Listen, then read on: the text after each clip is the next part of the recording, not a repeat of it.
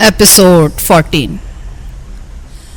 मेरी आंख खुली तो कमरे में अंधेरा था, मगर बंद दरवाजे की एक दरस से रोशनी की लकीर अंदर दाखिल हो रही थी। कमरे में सिगरेट का धुआं फैला हुआ था। मेरे बाएं तरफ दीवार के सहारे तैमूर नींद दराज था और सिगरेट फूंक रहा था। मैं कसलमंदी से उठ बैठा, फिर तैमूर से पूछा, टाइम क्या हुआ है? 11:30 बजे हैं। मैं चौंक कर बोला, मगर तुम्हें तो 8 बजे अपने दोस्तों से मिलने जाना था। मैं उनसे मिलकर आ चुका हूँ। उन्हें मैंने यहाँ का पता बता दिया है। वो ज़रूरी इंतजाम करके 12 साढ़े 12 तक यहाँ आ जाएंगे। हाँ, मुझे ये भी मालूम है कि आज उसी जगह तंजीम की एक मीटिंग भी है जहाँ ग्लोरिया को रखा गया है। ये इत्तला तुम्हें कहाँ से मिली? मैं चौंक उठा। बस है मेरे कुछ ज़राए। तैमूर हंसकर बोला, तुम जल्दी से नाश्ता करके तैयार हो जाओ, वो लोग भी आने ही वाले होंगे। नहाना चाहो तो पानी गर्म करा दो, या फिर गली से बाहर गर्म हम्माम है, वहाँ भी नहा सकते हो। घर के बजाय मैंने हम्माम में गुस्ल करना मुनासिब समझा। तैमूर मुझे वहाँ छोड़ आया। मैं वापस आया तो नाश्ता तैयार था। मना करने के बावजूद जान मोहम्मद की बीवी ने खासा एहतमाम कर लिया था। हम नाश्ते से फारिग होकर बैठे ही थे कि दरवाजे पर दस्तक हुई। कासू ने तैमूर को इत्तला दी कि 2 आदमी आपको पूछ रहे हैं। तैमूर उसी वक्त उठकर चला गया। थोड़ी देर बाद वो वापस आया और कासू से बोला, बेटा हम लोग अब जाएंगे। जान मोहम्मद ने कहा था कि मेरा इंतजार करना, मगर वो अभी तक नहीं आया। हमारी तरफ से उसको सलाम कहना। फिर उसने पर्स निकाला और 100 रुपए के 2-3 नोट निकालकर कासू की तरफ बढ़ाए। कासू नोट लेने से हिचकिचाया तो तैमूर ने कहा, ले लो बेटा, तुम भी मुझे गैर समझते हो क्या? उसने झिझकते हुए नोट लेकर जेब में रख लिए। तैमूर ने मुझे चलने का इशारा किया, फिर कासू से बोला, भाई को भी हमारा सलाम कहना। वक्त मिला तो हम फिर किसी वक्त आएंगे। हम बाहर सहन में आए तो जान मोहम्मद की बीवी दूसरे कमरे के दरवाजे पर खड़ी थी।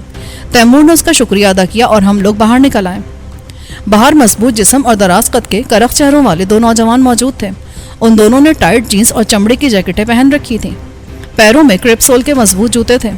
तैमूर ने बारी बारी उन दोनों से मेरा तारुफ कराया। उनमें एक अनवर था और दूसरा साजिद। मुझे साजिद ज़्यादा पसंद आया। उसकी आंखों में जहानत की चमक थी और वो अपनी गुफ्तगू से भी पढ़ा लिखा लग रहा था। हम लोग वहाँ से मेन रोड पर आए। मेन रोड पर सफ़ेद रंग की टोयोटा क्राउन मौजूद थी। साजिद ने बताया कि ये कार मेरे एक मैकेनिक दोस्त की है। गाड़ी में हर किस्म का असलहा मौजूद था। उसमें दस्ती बमों से लेकर 7mm की राइफल्स और चाइना की जदीद स्टैंड गनें भी शामिल थीं। उन दोनों की जेबों में .45 के खौफनाक रिवॉल्वर भी थे, जिनके साथ साइलेंसर भी फिट थे। मैंने तौसीफी अंदाज में उन दोनों की तरफ देखा और गाड़ी में सवार हो गया। अभी हमारे पास 2 घंटे थे, क्योंकि तैमूर का ख्याल था कि एन मीटिंग के वक्त वहाँ धावा बोला जाए, वरना मुमकिन है मीटिंग के बाद वो लोग ग्लोरिया को कहीं और मुंतकिल कर दें या आज ही उसे गोली मारने का फैसला कर लें। साजिद ने तजवीज़ पेश की कि ये वक्त हम उसके घर भी गुजार सकते हैं। वो नॉर्थ कराची में रहता था। मैंने भी यही मुनासिब समझा कि वहाँ यकसोई से बैठकर मनसूबा बंदी कर लें। तैमूर भाई, अगर आप कहें तो मैं मजीद आदमियों का बंदोबस्त कर लूँ। अनवर ने कहा, मीटिंग की वजह से बॉस ने भी वहाँ गार्ड्स की पूरी फोर्स खड़ी कर दी होगी। अनवर की बात पर मैं चौंक उठा। तुम क्या जानो बॉस को? मैंने सख्त लहजे में पूछा। मेरा हतक आमिज़ लहजा उसे गिरा गुजरा। उसका रंग सुर्ख हो गया और होंठ भींच गए। उसने एक नज़र तैमूर को देखा और फिर बोला, मैंने कब दावा किया है कि मैं बॉस को जानता हूँ? उसका तस्करा तो मैंने तैमूर भाई से सुना है, और इतनी मर्तबा सुना है कि उसे देखने की ख्वाहिश पैदा हो गई है। मेरे कशीदा आसाब ढीले पड़ गए। मैंने उससे कहा, सॉरी यार, मैं अपने रवैये की माफ़ी चाहता हूँ। असल में मैं इतने जहनी दबाव में मुब्तला हूँ कि बाज़ औक़ात मेरा जहन काम नहीं करता। अब तुमने बॉस का नाम लिया तो मुझे ये ख्याल पैदा हुआ कि शायद तुम्हारा ताल्लुक़ भी तंजीम से है। असल में मैं अब तंजीम के किसी भी और शख्स पर एतबार करने को तैयार नहीं हूँ।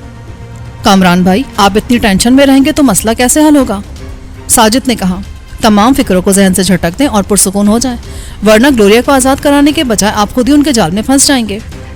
फिर कदरे तौक़ुफ़ के बाद वो हंसकर बोला, अब ये मत पूछिएगा कि मैं ग्लोरिया को कैसे जानता हूँ। तैमूर भाई ने ही मुझे ग्लोरिया के बारे में बताया था कि उसे रिहा कराना है। हम वहाँ से साजिद के घर पहुँचे। मैंने अनवर की इस तजवीज़ को मुस्तरद कर दिया कि हमें कुछ मजीद आदमियों का बंदोबस्त करना चाहिए। मैं ज़्यादा भीड़ भाड़ का कायल नहीं था। हम सब ने आइंदा की मनसूबाबंदी की और साजिद के घर से गर्मा गर्म चाय पीकर उठ खड़े हुए। अब हमारा रुख डिफेंस की तरफ था।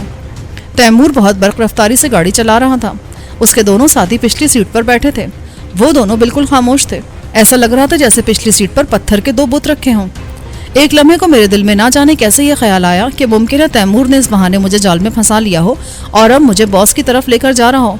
उसने अपने दोनों साथियों को शायद इसीलिए साथ रखा था कि अगर मैं एन वक्त पर मज़ाहमत करूं तो वो लोग आसानी से मुझ पर काबू पा लें। ये दोबारा गिरफ्तारी का तस्वुर ही इतना हौलनाक था कि मैं लरस कर रह गया। इस मरतबा बॉस सिर्फ इतना करता कि कानून नाफिज करने वाले किसी इदारे को मेरी मौजूदगी की इत्तला दे देता। कानून की नज़रों में तो मैं वैसे भी दहशतगर्द और गैर मुल्की एजेंट था, پھر وہ لوگ مجھے اتنی اذیتیں دیتے کہ میں موت سے پہلے ہی مر جاتا۔ یہ خیال آتے میرا ذہن معاف ہو گیا اور میں نے وحشت زدہ لہجے میں کہا، گاڑی روکو تیمور۔ اس کے ساتھ ہی میں نے غیر محسوس طریقے سے اپنا مشین پسٹل نکال لیا۔ تیمور نے گھبرا کر ایک دم بریک دبا دیا۔ ٹائروں کی رگڑ سے خاصی زوردار آواز پیدا ہوئی۔ میں بری طرح ڈیش بورڈ سے ٹکرا گیا۔ تیمور بوکھلا کر بولا، کیا ہوا کامران؟ تم مجھے کہاں لیے جا رہے ہو؟ میں نے سرد لہجے میں پوچھا اور ریوالور کی نال اس کے پہلو میں اڑاتے ہوئے بایاں ہاتھ بڑھا کر گاڑی کی اندرونی لائٹ آن کر دی تاکہ اس کے ساتھیوں پر بھی نظر رکھ سکوں۔ کیا پوچھنا چاہ رہے ہو تم؟ تیمور نے الجھ کر پوچھا، اور یہ کیا حرکت ہے؟ اس نے حیرت سے پسٹل کی طرف اشارہ کیا۔ اس کے ایک ساتھی نے پہلو بدلنا چاہا مگر میں نے گرج کر کہا، نہیں، تم دونوں میں سے کوئی اپنی جگہ سے حرکت بھی نہ کرے ورنہ تمہارا یہ سورما میرے ہاتھوں مارا جائے گا۔ وہ دونوں بھی حیرت سے پلکیں جھپکانے لگے۔ میں نے چیخ کر کہا، تم دونوں اپنے ہاتھ سر پر رکھ لو۔ انہوں نے الجھن آمیز نظروں سے مجھے دیکھا، پھر ہاتھ سروں پر رکھ لیے۔ یہ سب کیا ہے کامران؟ تیمور کے انداز میں اب بھی حیرت تھی۔ اداکاری بہت ہو چکی مسٹر تیمور، میں نے زہریلے لہجے میں کہا۔ کامران کسی بھیڑ کے بچے کا نام نہیں ہے جو یوں آسانی سے تمہارے قابو میں آ جائے گا۔ اب تم تینوں خاموشی کے ساتھ گاڑی سے اتر جاؤ۔ میری بات سن کر تیمور نے ایک بلند قہقہہ لگایا، پھر سنجیدہ ہو کر بولا، میرا نام تیمور ہے کامران۔ تنظیم کا ہر آدمی جانتا ہے کہ تیمور بات کا دھنی ہے۔ ایک دفعہ جو کہہ دے پھر اس سے ایک انچ بھی ادھر ادھر نہیں ہٹتا۔ مجھے یقین ہے کہ یہ بات تم بھی جانتے ہوگے۔ مجھے باتوں سے بہلانے کی کوشش مت کرو تیمور، میں نے تلخی سے کہا۔ بس اب ایک ایک کر کے گاڑی سے اتر جاؤ اور جا کر باس سے کہہ دینا کہ کامران اتنا احمق نہیں ہے جتنا اسے سمجھا جا رہا ہے۔ Are you serious Kamran?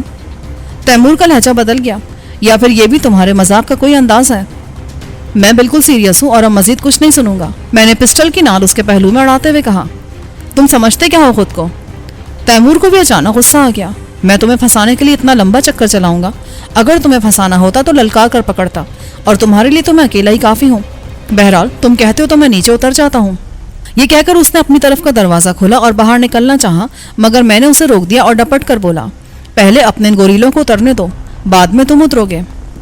Timur نے اپنے دونوں ساتھیوں کو نیچے اترنے کا حکم دیا تو وہ بلا چو چرا گاڑی سے اتر گئے۔ پیچھے دیکھے بغیر سیدھے چلتے جانا، میں نے ان دونوں کو حکم دیا۔ مڑ کر دیکھا تو کبھی چلنے کے قابل نہیں رہو گے۔ تیمور نے بھی میری بات دہرائی تو وہ دونوں بغیر کچھ کہے سامنے کی سمت چل دیے۔ اب تم بھی اترو، میں نے درست لہجے میں کہا۔ اس وقت جانے مجھے کیا ہو گیا تھا، تیمور نے جھٹکے سے گاڑی کا کھلا ہوا دروازہ پورا کھول دیا، پھر اس نے اچانک باہر کی طرف چھلانگ لگا دی مگر ساتھ ہی وہ جھٹکے سے میرا مشین پسٹل بھی لے گیا۔ میں نے غلط جگہ اور غلط وقت کا انتخاب کیا تھا۔ پھر اس سے پہلے کہ میں سنبھلتا تیمور گرج کر بولا، اب حرکت مت کرنا کامران ورنہ کھوپڑی اڑا دوں گا۔ میں اپنی جگہ ساکت ہو کر رہ گیا۔ تیمور نے اپنے ساتھیوں کو آواز دے کر واپس بلا لیا۔ وہ لوگ زیادہ دور نہیں گئے تھے۔ تیمور کی آواز پر وہ دونوں جھپٹ کے واپس آ گئے۔ میں نے دیکھا کہ انہوں نے اپنے .45 کے لمبی نال والے خوفناک ریوالورز نکال لیے تھے جو سائلنسر کی وجہ سے مزید خوفناک لگ رہے تھے۔ ہم ایسی جگہ کھڑے تھے جہاں ٹریفک برائے نام تھی۔ ڈیفنس کا علاقہ شروع ہو چکا تھا۔ کبھی کبھی کسی بنگلے کے گیٹ سے کوئی اکا دکا کار نکل کر سڑک پر آ جاتی تھی یا پھر مخالف سمت سے کوئی گاڑی زناٹے سے دھول اڑاتی گزر جاتی تھی۔ ان دونوں نے ریوالور کچھ اس انداز میں پکڑ رکھے تھے کہ وہ سڑک سے گزرنے والی گاڑی سے پہلی نظر میں دکھائی نہیں دے سکتے تھے۔ تیمور نے بھی مشین پسٹل جیکٹ کی جیب میں رکھ لیا مگر مجھے یقین تھا کہ اس کا رخ میری طرف ہوگا۔ اب تم خاموشی سے باہر آ جاؤ، انور نے درشت لہجے میں کہا، ورنہ تم تو صرف دھمکی دیتے ہو، ہم گولی بھی مار دیتے ہیں۔ میں بے بسی سے ہونٹ کاٹتا باہر نکل آیا۔ تیمور نے گاڑی کے دروازے بند کیے، کلائی پر بندھی ہوئی گھڑی میں وقت دیکھا، پھر ساجد سے مخاطب ہوا، اسے سامنے والے زیر تعمیر بنگلے میں لے چلو۔ میں نے دیکھا وہاں ایک بنگلے کا اسٹرکچر کھڑا ہوا تھا۔ مالک نے تعمیر کسی وجہ سے رکوا دی تھی۔ مجھے یقین ہو گیا کہ تیمور مجھے گولی مار کے باس کو اطلاع دے دے گا کہ کامران کی لاش فلاں جگہ پڑی ہے، چاہو تو اپنی آنکھوں سے دیکھ لو۔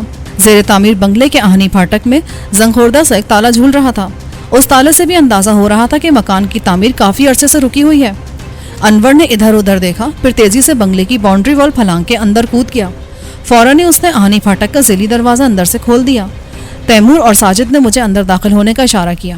جب میں اندر داخل ہو گیا تو ان دونوں نے اندر آ کر پھرتی سے دروازہ بند کر دیا۔ انور نے اب ریوالور نکال کر مجھ پر تان لیا تھا۔ مجھے موہوم سے امید تھی کہ ممکن ہے بنگلے میں چوکیدار موجود ہو، مگر وہاں ہمارے علاوہ کسی زیرو کا نام و نشان تک نہ تھا۔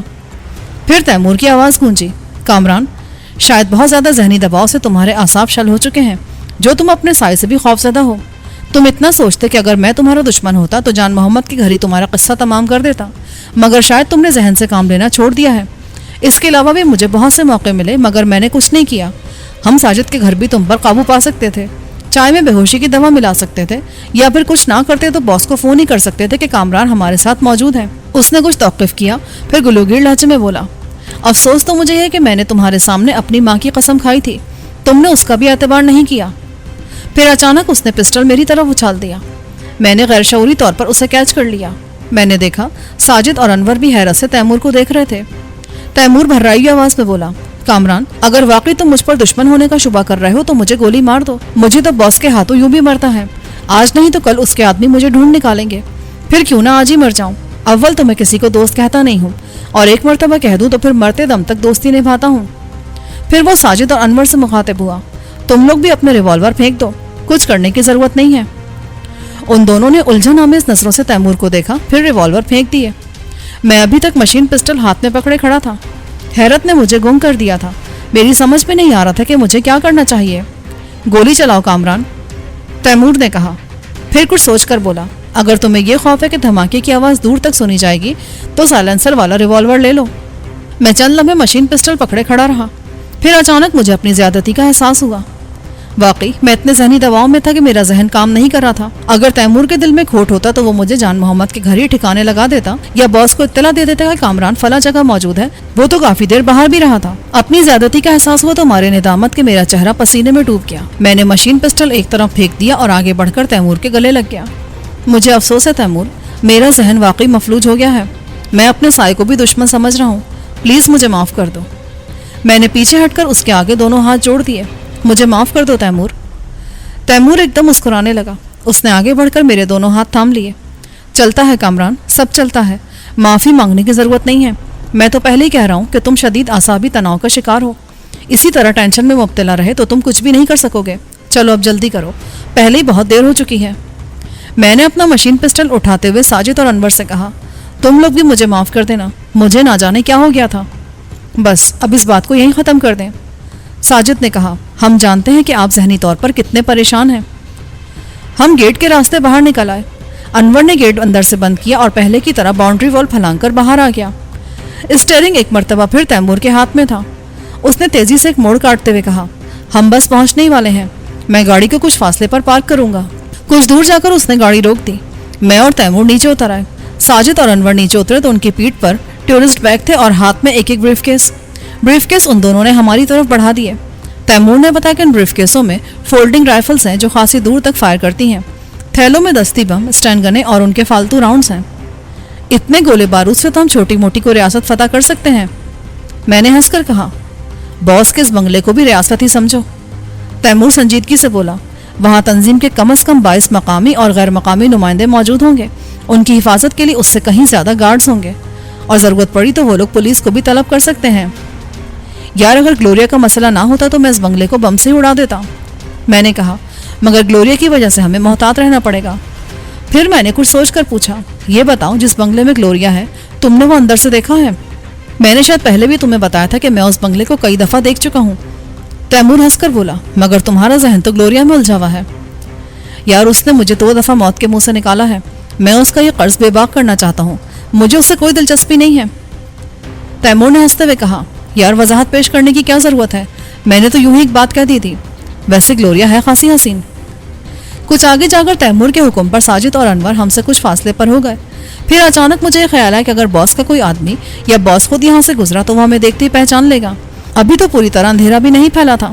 میں نے اس خدشے کا اظہار تیمور کے سامنے کیا تو وہ اطمینان سے بولا, میں اس امکان پر پہلے ہی غور کر چکا ہوں. اس وقت ہم اس بنگلے کی پشت پر ہیں, غالباً اس طرف سے آمد و رفت نہیں ہوتی. اس کے باوجود ہمیں محتاط رہنا چاہیے. پھر وہ چلتے چلتے رک گیا اور ایک وسیع اور اس بنگلے کی طرف اشارہ کر کے بولا, یہ ہے وہ بنگلہ جہاں گلوریا کو رکھا گیا ہے. میں نے بغور اس بنگلے کا جائزہ لیا. میرا اندازہ تھا کہ اس کا رقبہ کم از کم 2000 گز تو ضرور ہوگا. باؤنڈری وال بہت اونچی تھی اور اس پر خاردار تار لگے ہوئے تھے. ممکن ہے تار میں کرنٹ بھی موجود ہو. عمارت کی پشت پر کوئی ایسا درخت بھی نہیں تھا جس کے ذریعے ہم اندر داخل ہو سکتے. میں نے تیمور سے کہا, یار حیرت انگیز بات ہے کہ اندر سے کتوں کی آوازیں نہیں آ رہی, ورنہ وڈیرے کے پاس تو ہزاروں کتے ہیں. پہلی بات تو یہ کہ یہ بنگلہ وڈیرے کی ملکیت نہیں ہے. دوسری بات یہ کہ اس وقت یہاں کتوں کی موجودگی کا کوئی جواز نہیں ہے. میٹنگ میں شریک ہونے والے رات میں یہاں قیام نہیں کریں گے. پھر سب سے بڑی بات ہے کہ کتے ہر محافظ سے مانوس نہیں ہیں. وہ محافظوں کے لیے مسئلہ بھی پیدا کر سکتے ہیں۔ میں اس دوران میں مسلسل ارد گرد کا جائزہ لے رہا تھا۔ اس بنگلے کے دائیں طرف جو بنگلہ تھا اس کی باؤنڈری وال بھی خاصی اونچی تھی اور اس کی سطح پر نوکیلے شیشے لگے ہوئے تھے۔ بائیں طرف البتہ ایسا بنگلہ تھا جس کی باؤنڈری وال اونچی تو تھی مگر اس کی سطح پر نہ تو خاردار تار تھے اور نہ ہی نوکیلے شیشے۔ سب سے بہترین بات یہ تھی کہ اس بنگلے میں 2-3 گھنے درخت بھی تھے جن کی شاخیں دور تک پھیلی ہوئی تھیں۔ ہم اگر کوشش کرتے تو درخت کی شاخوں کے ذریعے مطلوبہ بنگلے میں داخل ہو سکتے تھے۔ میں نے اس جگہ کا تفصیلی جائزہ لے کر تیمور کی طرف دیکھا۔ اس کے ہونٹوں پر مسکراہٹ تھی۔ اس نے ہنس کر کہا، اب تمہارا ذہن واقعی کام کرنے لگا ہے۔ کیا مطلب؟ میں نے حیرت سے پوچھا۔ مطلب یہ کہ تم درخت کی کسی شاخ کے ذریعے اس بنگلے میں داخل ہونا چاہتے ہو نا؟ جب تم اس جگہ کا جائزہ لے رہے تھے تو میں تمہارے چہرے کا جائزہ لے رہا تھا۔ میں بھی اسی نتیجے پر پہنچا ہوں مگر اس میں قباحت ہے۔ کیسی قباحت؟ میں نے الجھ کر پوچھا۔ بنگلے کی چھت پر بھی باس کے محافظ ہوں گے، ہم ان کی نظروں سے بچ نہیں سکیں گے۔ اس کے علاوہ اندر داخل ہونے کا کوئی طریقہ اور نہیں ہے۔ میں نے جواب دیا، یہ رسک تو ہمیں لینا ہی پڑے گا۔ یہ کہتے ہوئے میری نظریں مسلسل ادھر ادھر بھٹک رہی تھیں۔ پھر میں نے پرجوش انداز میں کہا، ٹیلی فون کا یہ پول دیکھ رہے ہو؟ تیمور نے پول کی طرف دیکھا تو اس کی آنکھیں چمکنے لگیں۔ پھر وہ بولا، ہم ساجد انور کو اس پول پر چڑھا دیں گے۔ چھت پر سے باس کے کسی گارڈ نے دیکھا بھی تو وہ یہی سمجھے گا کہ ٹیلی فون ڈپارٹمنٹ کا کوئی لائن مین پول پر چڑھا ہوا ہے۔ پول پر چڑھنے والا وہاں سے محافظ پر بے آواز فائر بھی کر سکتا ہے۔ چھت پہ زیادہ سے زیادہ 2 محافظ ہوں گے۔ ان سے نمٹنے کے بعد ہم آسانی سے بنگلے کی چھت پر اتر جائیں گے۔ ساجد اور انور ہم سے کچھ فاصلے پر تھے۔ تیمور نے ہلکی سی سیٹی بجائی تو وہ دونوں چونک کر ہماری طرف دیکھنے لگے۔ تیمور نے انہیں اپنی طرف آنے کا اشارہ کیا، پھر مجھ سے بولا، میرا خیال ہے ان میں سے کسی کو پول پر چڑھا کر میں خود کسی درخت کی شاخ کے ذریعے چھت پر اتر جاؤں۔ نہیں تیمور، پہلے مجھے جانے دو۔ میدان صاف پا کر میں تم لوگوں کو بھی اوپر آنے کا اشارہ کر دوں گا۔ بس اب کچھ مت کہنا، یہ بحث کرنے کا وقت نہیں ہے۔ تیمور نے کوئی جواب نہ دیا۔ اس دوران میں ساجد اور انور ہم تک پہنچ چکے تھے۔ تیمور نے جلدی جلدی انہیں اپنے پلان سے آگاہ کیا تو انور پول پر چڑھنے کو تیار ہو گیا۔ انور نے جوتے اتار کر وہیں ایک طرف رکھ دیے، ریوالور کے 2 فالتو راؤنڈ جیکٹ کی جیبوں میں ڈالے اور اپنا بیگ تیمور کے حوالے کر کے پول پر چڑھنے کو تیار ہو گیا۔ ہم لوگ کچھ ہٹ کر پیچھے کھڑے ہو گئے۔ میں کسی ایسی جگہ کا جائزہ لینے لگا جہاں سے درختوں والے مکان کی باؤنڈری وال پھلانگ سکوں۔ انور بندر کی طرح پھرتی سے ٹیلی فون کے پول پر چڑھ گیا۔ میں اس کی مہارت پر اش کر اٹھا۔ اوپر جا کر وہ یوں تاروں کا جائزہ لینے لگا جیسے کوئی خرابی چیک کر رہا ہو، مگر اس کی نظریں سامنے والے مکان کی چھت کا جائزہ لے رہی تھیں۔ پھر اس نے خفیف سے اشارے کے ذریعے محافظوں کی تعداد بتائی۔ تیمور کا اندازہ درست تھا، بنگلے کی چھت پر 2 ہی محافظ تھے۔ اس نے غیر محسوس طریقے پر ریوالور نکالا اور اسے پول کی آڑ میں چھپا کر ایک مرتبہ پھر ٹیلی فون کا معائنہ کرنے لگا۔ میں نے سانس تک روک لیا۔ تیمور نے ہجان آمیز سرگوشی میں کہا، انور کا نشانہ بہت اچھا ہے، اس کا نشانہ کبھی خطا نہیں جاتا۔ اچانک ٹھک ٹھک کی آواز آئی، ایسا لگا جیسے 2 غبارے پھٹ گئے ہوں۔ انور کے ریوالور نے 2 مرتبہ شعلہ اگلا، 2 انسانی چیخیں ابھری اور سناٹے میں معدوم ہو گئیں۔ اپنا کام کرنے کے بعد انور پھرتی سے نیچے اتر آیا۔ اب میرا کام شروع ہونے والا تھا۔ تیمور دیوار کے سہارے بیٹھ گیا۔ میں اس کے کندھوں پر کھڑا ہوا تو آہستہ آہستہ وہ بھی کھڑا ہونے لگا۔ وہ پوری طرح کھڑا ہو گیا، اس کے باوجود باؤنڈری وال میرے ہاتھوں کی پہنچ سے دور تھی۔ میں نے اپنے جسم کو تولا اور ایک دم اچھل کے دیوار پکڑ لی، پھر آہستہ آہستہ میں دیوار پر چڑھ گیا۔ اس ساری کارروائی میں بمشکل 6 سے 7 منٹ لگے ہوں گے۔ مجھے یہ بھی خوف تھا کہ اس بنگلے کا کوئی فرد مجھے نہ دیکھ لے، وہ شور مچا دیتا تو ہمارا سارا پروگرام چوپٹ ہو جاتا۔ سردیوں کے دن تھے، اسی لیے 5:30 بجے اندھیرا پھیلنا شروع ہو گیا تھا۔ میں چند لمحے دیوار پر بیٹھا چاروں طرف کا جائزہ لیتا رہا، پھر آہستگی سے اندر کود گیا۔ کودنے سے ہلکا سا دھماکہ ہوا، میں پھرتی سے وہاں رکھی سنگی بینچ کی آڑ میں ہو گیا۔ میں نے چند لمحے انتظار کیا، پھر آہستہ آہستہ ایک درخت کی طرف بڑھا جس کی شاخیں خاصی دور تک پھیلی ہوئی تھیں۔ چند لمحوں بعد میں درخت پر پہنچ چکا تھا۔ اندھیرا تیزی سے پھیل رہا تھا۔ مجھے افسوس ہوا کہ تیمور سے ٹارچ کیوں نہ لے لی۔ بہرحال ابھی اتنا اندھیرا نہیں تھا کہ کچھ نظر نہ آتا۔ میں نے کچھ اور اوپر چڑھ کے مطلوبہ بنگلے کی چھت پر نظریں دوڑائیں تو مجھے وہاں 2 افراد نظر آئے۔ وہ دونوں ہی غیر فطری انداز میں زمین پر پڑے تھے، ان کی رائفلیں بھی ان کے نزدیک ہی تھیں۔ انور کا نشانہ واقعی بہت زبردست تھا۔ میں آہستہ آہستہ دور تک پھیلی ہوئی ایک مضبوط شاخ تک پہنچا، اپنے جسم کا بوجھ ڈال کر اس کی مضبوطی آزمائی، پھر اس شاخ پر سے آہستگی سے مطلوبہ بنگلے کی طرف کھسکنے لگا۔ شاخ اچانک خوفناک حد تک جھک گئی، مجھے ایسا لگا جیسے وہ میرے بوجھ سے ٹوٹنے والی ہو۔ دوسری چھت چند منٹ کے فاصلے پر تھی۔ میں نے زکن لگائی اور چھت پر پہنچ گیا۔ میرے ہٹتے شاخ زناٹے سے اوپر گئی تو خاصی زوردار آواز پیدا ہوئی۔ میں چھت پر بنی ہوئی چھوٹی سی دیوار کے پیچھے دبک گیا۔ میں نے تھوڑی دیر انتظار کیا، پھر چوکنے انداز میں مردہ محافظوں کی طرف بڑھا۔ ایک کی کھوپڑی اڑ گئی تھی اور دوسرے کے سینے میں سوراخ تھا۔ چھت پر خون بکھرا ہوا تھا۔ میں نے ان میں سے ایک کی رائفل اٹھا لی، پھر مجھے خیال آیا کہ تیمور وغیرہ کو میدان صاف ہونے کا اشارہ کر دوں۔ अचानक मुझे अपनी हिमाकत का एहसास हुआ। तैमूर वगैरह वहां से नजर नहीं आ रहे थे। मैं उन्हें इशारा कैसे कर सकता था? मैंने पहले से कोई सिग्नल भी तय नहीं किया था। आखिर मुझे उसी अंदाज में सीटी बजाने का ख्याल आया जिस तरह तैमूर ने साजिद और अनवर को मुतवज्जो करने के लिए बजाई थी। मैंने छत की छोटी सी दीवार से बंगले के नीचे झांका। नीचे कोई नहीं था, और अगर था भी तो ऐसी जगह था जहां से मुझे दिखाई नहीं दे रहा था। मैं सीटी बजाने ही वाला था कि मुझे जीने पर भारी कदमों की आहट सुनाई दी। कोई बहुत ही तरंग में गुनगुनाता हुआ ऊपर आ रहा था। मैं लपक कर जीने के साथ चिपक गया। आने वाला जो ही ऊपर आया उसकी नजर सबसे पहले मुर्दा मुहाफिजों पर पड़ी तो वह हैरत से उनकी तरफ बढ़ा। अरे ये क्या हो गया? अचानक वो अपनी जगह थम गया। शायद उसने महसूस कर लिया था कि उसके साथी अब जिंदा नहीं है। अच्छा खासा अंधेरा फैल चुका था, इसीलिए शायद उसको खून नजर नहीं आया होगा। मैं दबे पांव उसके सर पर पहुंच गया। जो ही वो पलटा मैंने राइफल को लाठी की तरह उसके सर पे दे मारा। जरब खासी भरपूर थी। वो कराहता हुआ तेवरा कर गिरा और साकित हो गया। फिर मैंने तैमूर के अंदाज में हल्की सी सीटी बजाई। फौरन ही नीचे से उसका जवाब आ गया। गोया मेरा सिग्नल उन लोगों तक पहुंच गया था। तैमूर ने छत पर दरख्त की शाख के जरिए आने की बजाय रस्सी छत पर फेंकी। उसके एक सिरे पर एक हुक भी बंधा हुआ था। मैंने वो हुक दीवार की उभरी हुई कगर में फंसा दिया। वो तीनों रस्सी के जरिए बर्क रफ्तारी से छत पर पहुंच गए। तैमूर ने सरगोशी में पूछा, क्या ये तीनों मर गए? इनमें से एक शायद जिंदा है। मैंने बाद में आने वाले की तरफ इशारा किया। तैमूर ने झुककर उसकी नब्ज देखी, फिर सर हिला कर बोला, नहीं, ये भी मर चुका है। ये रस्सी कहाँ से आई? मैंने तैमूर से पूछा। रस्सी साजिद के बैग में थी। जिस वक्त तुम ऊपर चढ़े थे उस वक्त मैंने जानबूझकर रस्सी इस्तेमाल नहीं की थी। मुमकिन है बराबर वाले बंगले में कोई मौजूद होता और वो हुक की आवाज से हमारी तरफ मुतवज्जो हो जाता। अब जल्दी से नीचे चलो, कहीं मीटिंग खत्म ना हो जाए। मैं जरा मकान के सामने वाले हिस्से का जायजा ले लूं, मैंने तैमूर से कहा और वसी और इस छत के दूसरे सिरे की तरफ बढ़ गया। मेरे पीछे तैमूर भी था। हम दोनों ने बहुत एहतियात से नीचे की तरफ झांका। वहां बंगले का बड़ा सा गेट साफ दिखाई दे रहा था। गेट से कुछ फासले पर 2-3 गाड़ियां आगे पीछे खड़ी थीं। इसका मतलब था कि मीटिंग अभी जारी है। गेट पर मुझे 2 गार्ड्स भी नजर आए। वो दोनों मुस्तैदी से गेट के दाएं बाएं जमे खड़े थे। उस बंगले में मजीद ना जाने कितने गार्ड्स थे। एक मर्तबा फिर मुझे अपनी हिमाकत और जल्दबाजी पर गुस्सा आ गया। जिस आदमी को मैंने ठिकाने लगाया था उससे गार्ड्स की तादाद तो मालूम हो ही सकती थी।